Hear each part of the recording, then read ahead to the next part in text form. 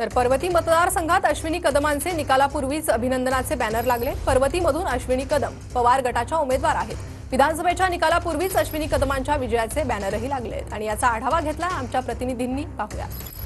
काल विधानसभेच्या निवडणुकांची मतदान प्रक्रिया पार पडली आणि आज पर्वती विधानसभा मतदारसंघाच्या राष्ट्रवादी शरदचंद्र पवार पक्षाच्या उमेदवार अश्विनी कदम यांचे अभिनंदनाचे बॅनर स्वारगेट परिसरात झळकल्याचं पाहायला मिळतंय। खरं तर नवनिर्वाचित आमदार म्हणून निवड झाल्याबद्दल हार्दिक अभिनंदनाचे बॅनर कार्यकर्त्यांकडून अश्विनी कदम यांचे लावण्यात आलेले आहे।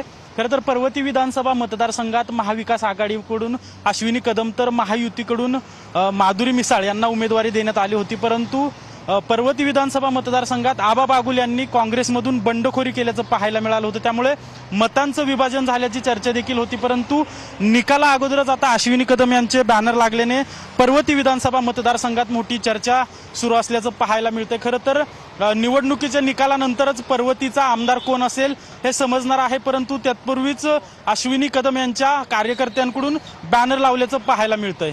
कॅमेरा पर्सन तुषार नानावरेसह अजिंक्य धायगुडे, TV9 मराठी, पुणे।